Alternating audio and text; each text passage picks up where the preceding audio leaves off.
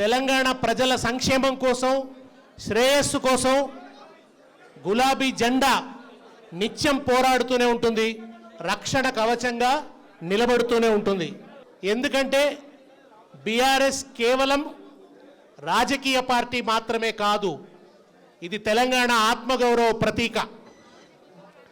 చరిత్ర కడుపున పుట్టింది ఉద్యమాగ్ని శిశువు, అది తెలంగాణ తల రాతను మార్చిన నవ వసంత ఋతువు. వివక్ష దోపిడి విలయంలో విలవిలలాడిన వేదన, అస్తిత్వంకై ఆరాటపడిన ఆత్మగౌరవ భావన.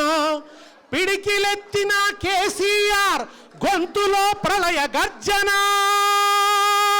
బీఆర్ఎస్ బీఆర్ఎస్ బీఆర్ఎస్ జై తెలంగాణ, జై జై తెలంగాణ, జై తెలంగాణ నినదించే రుద్రవీణ.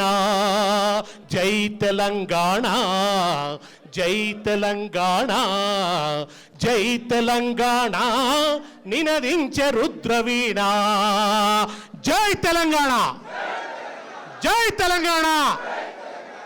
కొత్త సంవత్సరం వచ్చింది అంటే మన ముందు కొత్త లక్ష్యాలను నిర్దేశించింది అని. ఇవాళ ఈ డైరీలో ఉన్నవి ఖాళీ పేజీలు కావు, రేపటి మన విజయాల కోసం మనం వేసుకునే ప్రణాళికలు ఈ డైరీ. క్యాలెండర్లో ఉన్న తేదీలన్నీ కూడా మన పోరాట పటిమను ప్రపంచానికి చాటడానికి మనం పెట్టుకున్న సంకేతాలు. కనుక ఇప్పుడు నడుస్తున్నది ద్రోహకాలం. 2025 అంతా ద్రోహకాలం, భయంకరమైన ద్రోహం జరుగుతూ వస్తున్నది.